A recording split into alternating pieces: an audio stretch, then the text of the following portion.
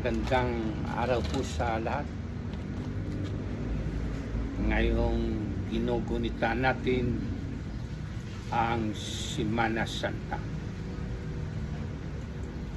Biyernes po ngayon. Sa mga may anting-anting, agimat, yung mahika na may dala. Ito daw pong araw ng Biyernes ang sukatan. O i-check mo kung yung agimat na taglay mo ay may bisa pa.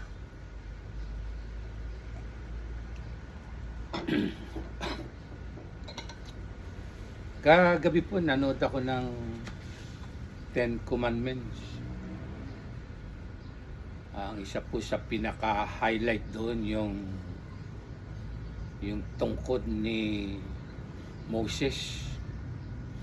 Una po, nagpakita ng mahika ang mga mahikador ng Haring Paraon, yung ahas.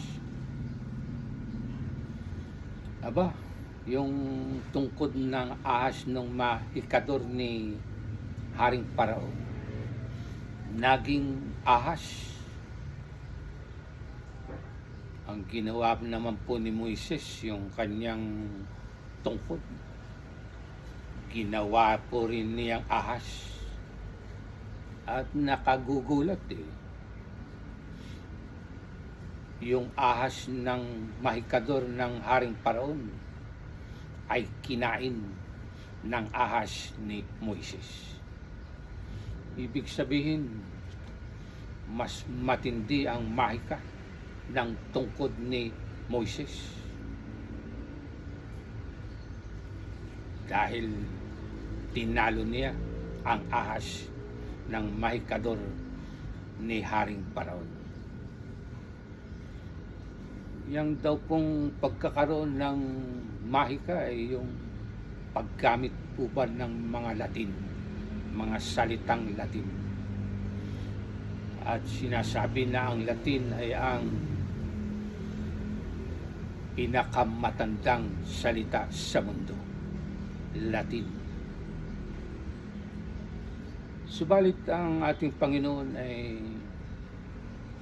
nasasabit din po natin na may hiwaga rin ang kanyang mga salita. At nang una po siyang manggamot ay may binigkas din po siya. Pero hindi po sa wikang Latin, kundi sa wika ng Hebrew, yung kanilang wika. At dahil nga po mahal na araw, ay paksain po natin yung bang mga sinasabing mga agimat o anting-anting. Ngayon daw pong Biyernes Santo, lalo na ngayong araw ng Biyernes, iyan ang sukatan kung may bertud pa o bisa ang iyong dinadala. Hindi po yung pagbubuntis, yung taglay na agimat. Unahin po natin yung hunyango. Yung iba po na may anting na hunyango. Yung po bang may ano po tayo, may isang uri ng family ng bayawak, yung chicken lizard. Yung hunyango, kung saan siya mapadikit, nag-aanyo rin po siya. Halimbawa po ay kumapit siya sa isang brown, ay brown din, nagkukulay brown din siya. Halimbawa po naman ay sa mga dahon, sa mga berde, nagbiberdihan din po. Yan po ang agimat sa hunyango. Kapag ikaw ay sa bata, nagmimistula ka rin bata.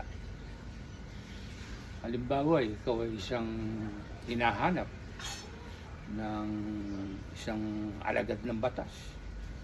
Nagtatago ka sa batas. Nakita ka, naramdaman mo na dadakpin ka, lalapit ka lang sa isang, halimbawa, pusa. Diba, magmimistula ka ng pusa, kaya hindi ka madakip-dakip. Hindi ka mahuli. Nakakaligtas ka sa iyong pinagtataguan. Yan po ang agimat ng hunyango. Nagtatransform ka sa malalapitan mo.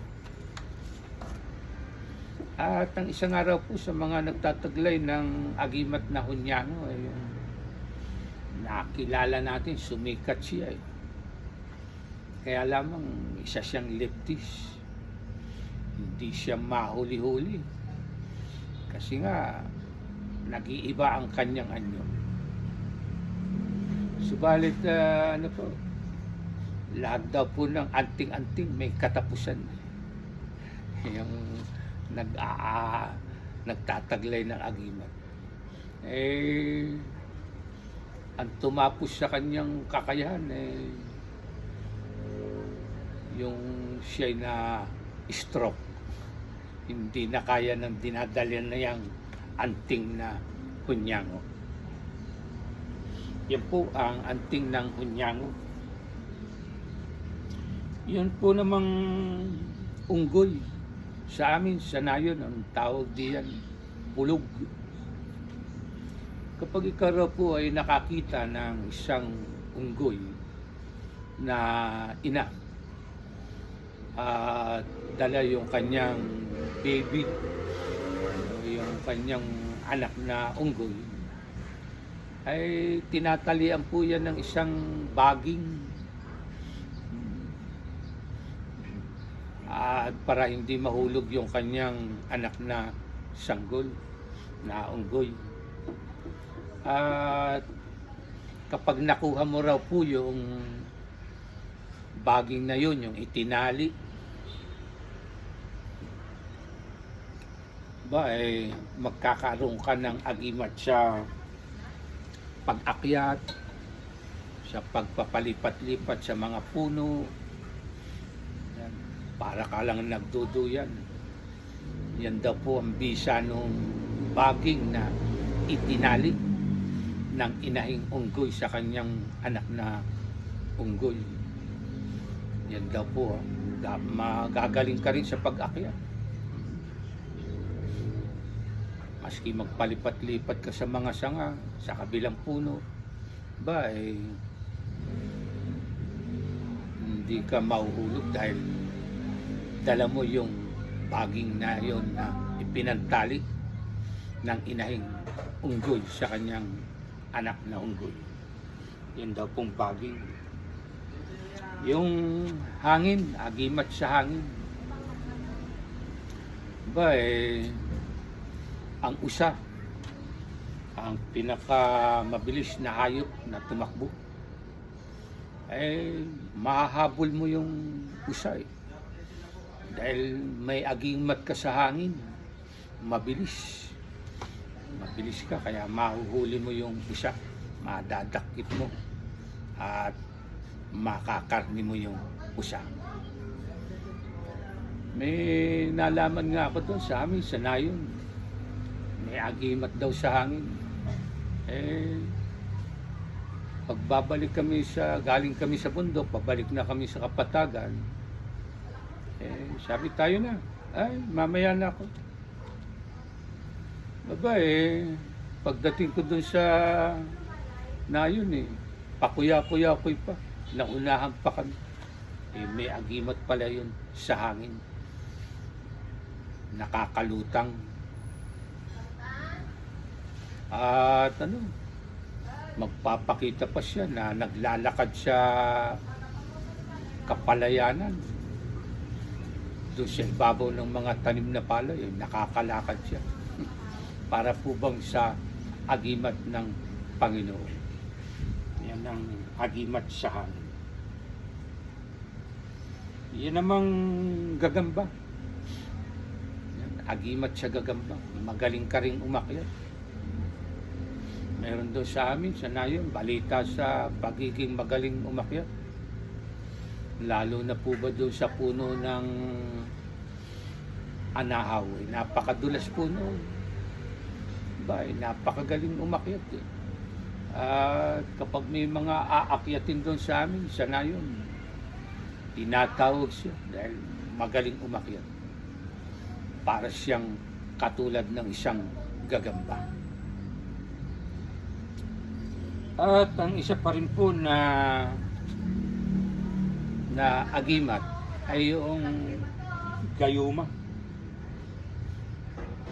Sasabihin, nagkagusto lang ako din dahil ako'y ginayuma.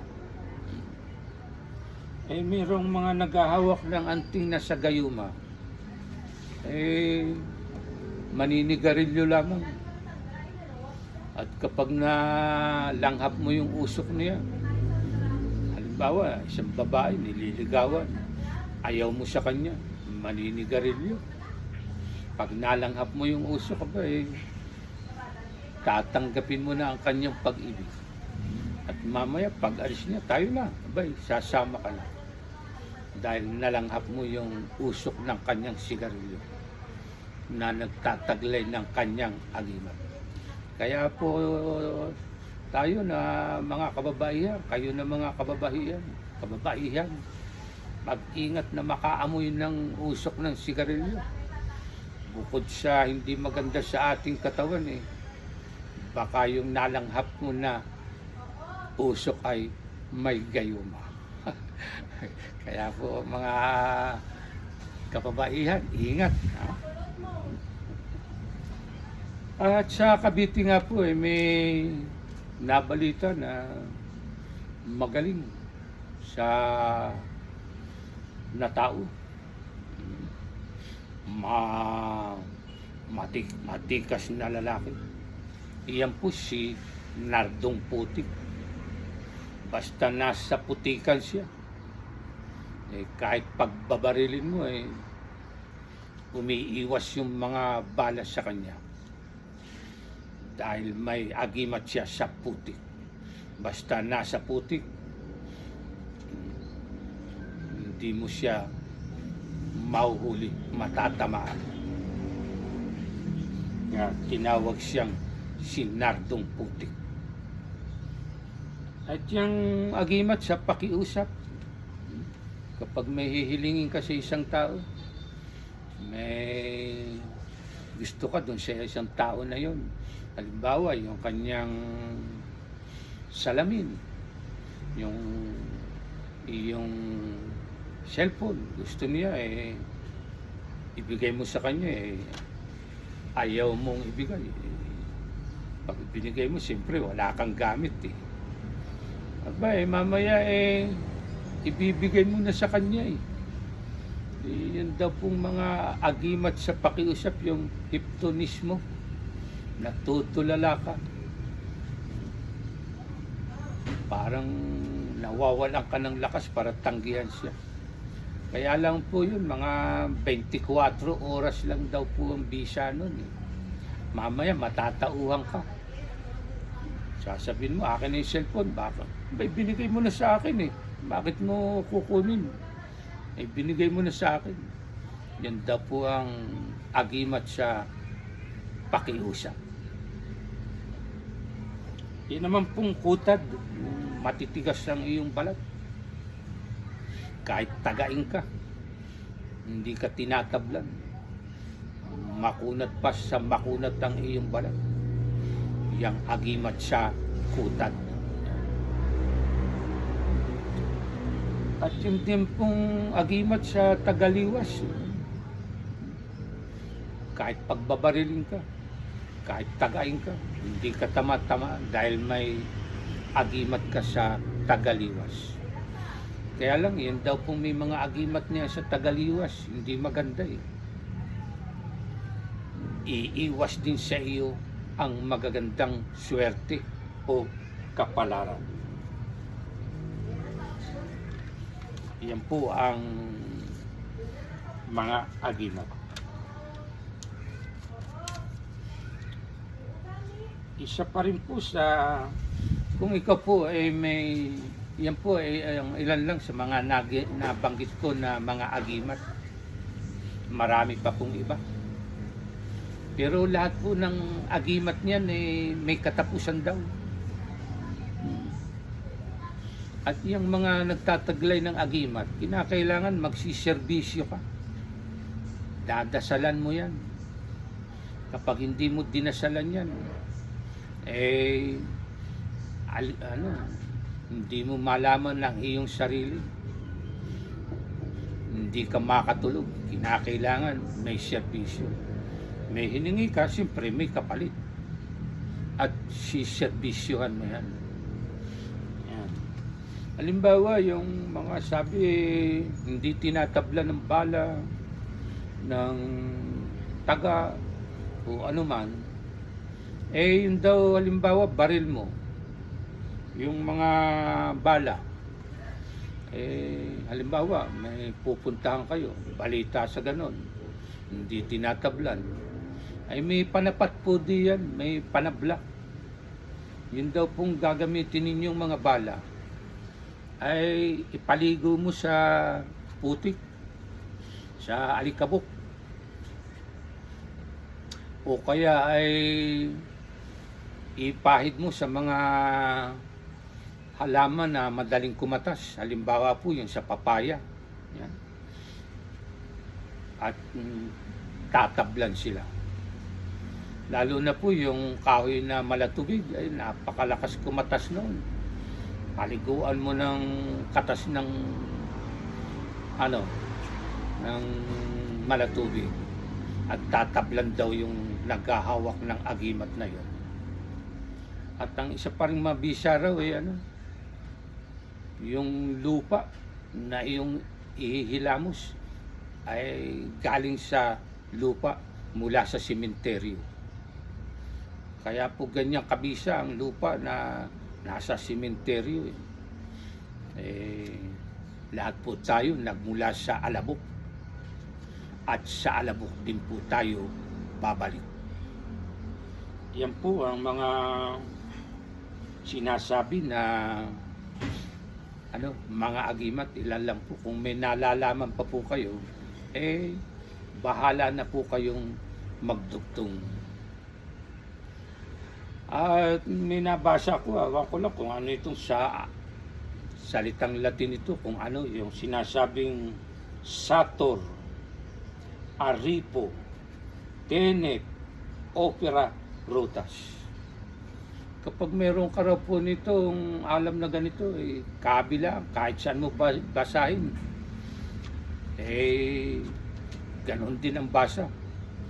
Protektado ka raw niya kapag alam mo yung salitang uulitin ko po. Sator, Aripo, Tenet, Opera, Rotas. Kahit saan mo po basahin, yun din ang basa.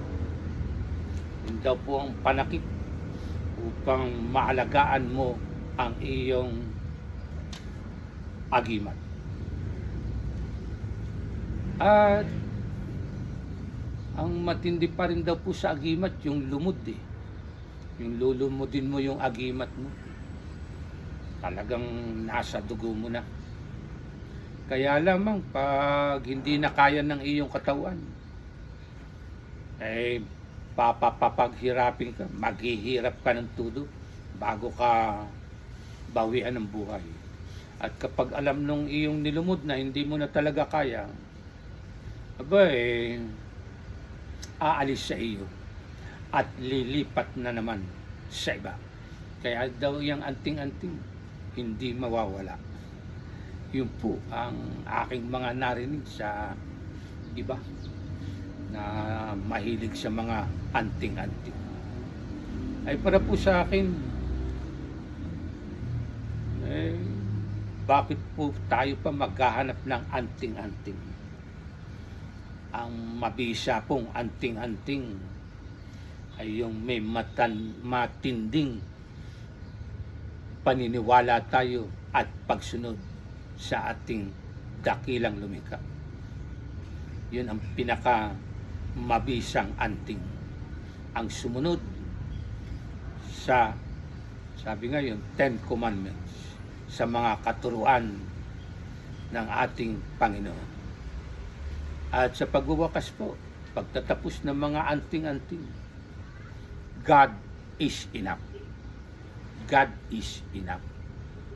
At sa pagtatapos po ng ating paksa sa anting-anting, paki-subscribe po kayo sa aking YouTube channel, sa aking Facebook page, like and share. Salamat. Salamat po sa pagdiriwang natin ng Semana Santa. Salamat po.